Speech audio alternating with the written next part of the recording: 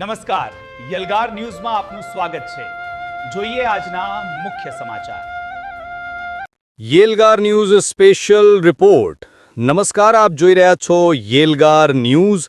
હું છું ઇમરાન મિર્ઝા। છોટાઉદેપુરમાં લોકશાહીના ચોથા સ્તંભ સમાન પત્રકારોના સન્માન સામે સવાલ ઊભો થયો છે। જિલ્લા માહિતી અધિકારીના આપખુદ વર્તન સામે પત્રકારોએ હવે યેલગાર પોકાર્યો છે। છોટાઉદેપુર જિલ્લામાં પત્રકારો અને વહીવટીતંત્ર વચ્ચે ગજગ્રાહ તેજ બન્યો છે। છેલ્લા લાંબા સમયથી જિલ્લા માહિતી અધિકારી દ્વારા પત્રકારો સાથે કરવામાં આવતું અસભ્ય વર્તન અને હેરાનગતિ હવે પરાકાષ્ઠાએ પહોંચી છે। પત્રકારોનો ગંભીર આક્ષેપ છે કે સરકારી કાર્યક્રમોમાં જાણી જોઈને અવરોધો ઊભા કરવામાં આવે છે અને પત્રકારોના અધિકારોનું હનન કરવામાં આવે છે। આ અન્યાયી વર્તનના વિરોધમાં આજે છોટાઉદેપુરના પત્રકારોએ એક થઈ હાથ પર કાળી પટ્ટી બાંધી પોતાનો આક્રોશ વ્યક્ત કર્યો હતો। પત્રકારોએ કલેક્ટર કચેરીએ પહોંચી જિલ્લા કલેક્ટરને લેખિતમાં રજૂઆત કરી હતી અને માંગ કરી હતી કે આવા બિનજવાબદાર અધિકારી સામે તાત્કાલિક પગલાં લેવામાં આવે। માત્ર વહીવટીતંત્ર જ નહીં, પત્રકારોએ આ મુદ્દે સ્થાનિક સાંસદ જશુભાઈ રાઠવાને પણ રજૂઆત કરી સમગ્ર પરિસ્થિતિથી વાકેફ કર્યા છે। પત્રકારોનું કહેવું છે કે જો વહેલી તકે નિરાકરણ નહીં આવે તો આગામી સમયમાં આ લડત વધુ ઉગ્ર બનશે। હવે જોવાનું એ રહેશે કે કલેક્ટર આ મામલે શું તપાસ કરે છે અને પત્રકારોને ન્યાય મળે છે કે કેમ। કેમેરામેન સાથે હું ઇમરાન મિર્ઝા, યેલગાર ન્યૂઝ, છોટાઉદેપુર। એટલે છેલ્લા જ્યારથી જિલ્લો બન્યો છે અમે તો એના પહેલાંથી આ ફિલ્ડમાં કામ કરતા આવ્યા છીએ। સરકારનું જે આ માહિતી વિભાગ છે અને સાથે આ મીડિયા એકબીજાના સંલગ્ન વિભાગ છે। માહિતી વિભાગની ફરજ છે, એની નૈતિક જવાબદારી છે કે જિલ્લાના જે પત્રકારો છે એમને સુગમતા અને સુવિધા પૂરી પાડવાની જે કંઈ પણ સરકારી કાર્યક્રમ હોય તેની અંદર એના બદલે એ અગવડતા ઊભી કરે છે, આળસ ઊભી કરે છે, પત્રકારોને કવરેજ કરતા રોકે છે।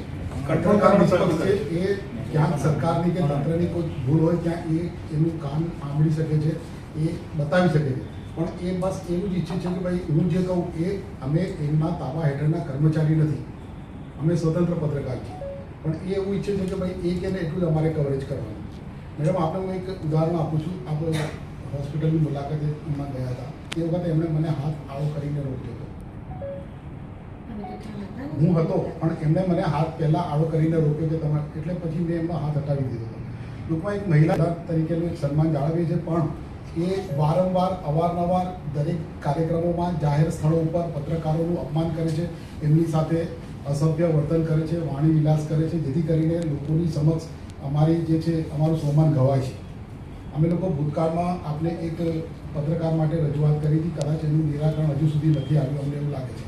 એ કયા આધાર ઉપર કોઈ પત્રકારને એમને કોઈ અધિકારી, કોઈ પોલીસ વિભાગના અધિકારીએ કીધું હોય કે એમને લેખિતમાં કોઈ એવો લેટર કર્યો છે કે જેને લઈને એમને આ પગલું લીધું છે? આ વાત કરી એમાં એવું નથી કે બધાને એમને પાર્ટીના હોદ્દેદારને કાર્ડ આપ્યા છે, તો તમે જો વર્તન આપવાનું હોય તો પછી બધાને આપો ને, એકને એ યોગ્ય નથી। ખાસ કરીને જે અમારા જે એડિટર સાહેબ, કંત્રી સાહેબ છે તે એમને લીડર પણ મોકલે છે કે ભાઈ અમને પાસ ઇસ્યુ કરો, છતાં પણ આ ઉભો ના કરે જવાના। બીજું દરેક જગ્યાએ કાઉન્ટિંગમાં કે ઇલેક્શન વખતે જે વ્યવસ્થા ઊભી કરવાની હોય છે કોઈ પણ જગ્યાએ કોઈ વ્યવસ્થા નથી। સીધું પછી અમારું ત્યાં સ્થાનિક જે પણ અધિકારીઓ છે તેની સાથે અમારે ઘર્ષણ થાય છે। બીજું કે અધિકારીઓ સાથેનું અમારું જે સંકલન હોવું જોઈએ, સંકલનમાં એ પોતે અવરોધ બનતા હોય છે અને તેને લઈને ઘણી વખત તંત્રના અધિકારીઓ ટાર્ગેટ થતા હોય છે। અમે નથી ઈચ્છતા કે આવું થાય, પણ એમના કારણે પછી આ પ્રકારનું થતું હોય છે। મેડમ, કોઈ પણ સમાચાર હોય સરકારી પ્રોગ્રામના, તો સવારે 11 વાગે પ્રોગ્રામ હોય તો સાંજે 7 વાગે અમારે ઇલેક્ટ્રોનિક મીડિયા માટે 7 વાગે સમાચાર નાખવાનો કોઈ મતલબ રહેતો નથી, પ્રાઇમ ટાઈમ। પછી તમારો કોઈ પણ કાર્યક્રમ હોય તે પોતે ઉતારીને વિડીયો નાખી દે, અમને કોઈ પણ જાણ કરવાની ને કહીએ તો પછી અમને જાહેરમાં અપમાનિત કરી, એવું તો ના ચાલે। અમે અમારા આવેદનમાં એ વસ્તુનો ઉલ્લેખ નથી કર્યો। છોટાઉદેપુર આદિવાસી બાહુલ ધરાવતો જિલ્લો છે ને પત્રકારોમાં ઘણા બધા પત્રકારો આદિજાતિના પણ છે અને એમની સાથે જાતિલક્ષી પણ એવું વર્તન કરવામાં આવ્યું છે। અમે નથી ઈચ્છતા કે એમને એ પ્રકારે કોઈ એમને નુકસાન પહોંચે, એમની નોકરી ઉપર આફત આવે, એટલા માટે અમે એ વસ્તુનો ઉલ્લેખ આમાં નથી કર્યો, પણ એ પ્રકારનું પણ વર્તન થયેલું છે। જો એ કરવા જઈએ તો સીધી એમની સામે એફઆઈઆર દાખલ થાય એવું છે, પણ અમે નથી ઈચ્છતા। કહીએ માહિતીના ગ્રુપમાંથી બધા રિમૂવ થઈ ગયા અત્યારે પ્રાથમિક છે, 3 દિવસની જે ટાઈમ લિમિટ આપી છે બેન જો સમજી જતો હોય તો વાંધો નથી, નહીં તો પછી અમને આગળની અમારું જે કંઈ આંદોલનની પ્રક્રિયા છે આગળ વધારવા છે. આપ મેડમ પાસેથી એકાદ અપેક્ષા કે આનું પોઝિટિવ સોલ્યુશન આવે. આપ સાહેબે પણ એ અનુભવ કર્યો છે કે છેલ્લા એક વર્ષ દરમિયાન જે કંઈ પણ આપની પણ પ્રેસ કોન્ફરન્સ થઈ છે એ પ્રેસ કોન્ફરન્સમાં પત્રકારો આવવાનું ટાળે છે. એની પાછળનું કારણ આપ નથી એ છે. એમના કારણે લોકો આ પત્રકારો આવવાનું ટાળે છે અને એમાં આપણું સારું નથી દેખાતું. તો પ્રેસ કોન્ફરન્સ રાખી જેને પત્રકારો નથી અમુક જ્યારે અહીંયાથી પીસી કરવામાં આવે તો પહેલાં જે રિલીઝ કરી દે છે મેડમ, પહેલાં રિલીઝ કરી દે છે પછી તમારી પીસી થાય છે, એનો કોઈ મતલબ રહેતો નથી. પછી કોઈ પણ મેડમ કોઈ હોય છે એની અંદર જે બાઇટની જરૂરિયાત હોય છે, કારણ કે જે ગામની અંદર હકીકત કંઈક અલગ હોય છે, અધિકારીની હકીકત અલગ હોય છે.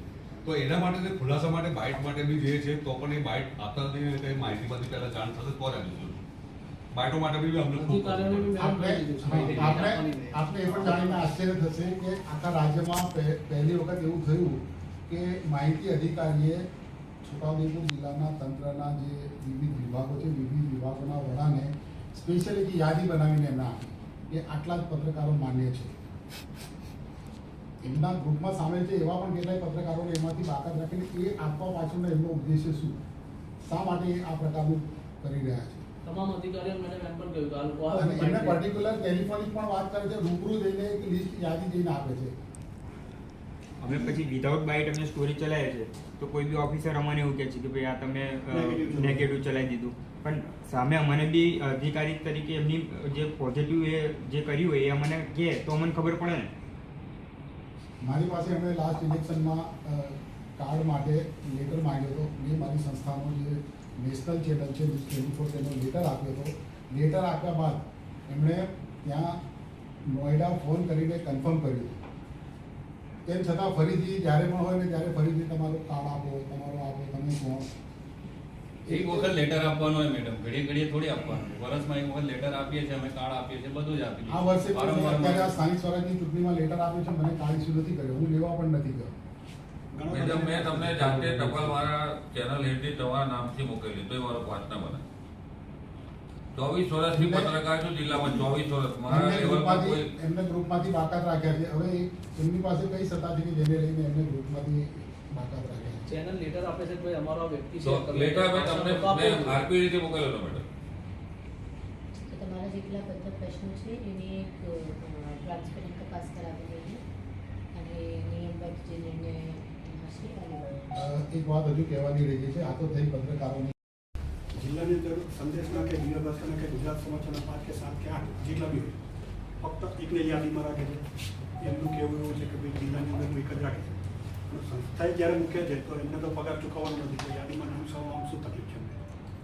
બીજું કે જે કંઈ ઇવેન્ટ આવતી હોય, સરકારી કાર્યક્રમ થતા હોય કે ચૂંટણી હોય કે બીજી કોઈ પણ ઇવેન્ટ હોય તે વખતે પાસ માટે પણ અમારે બહુ મુશ્કેલીનો સામનો કરવો પડે છે.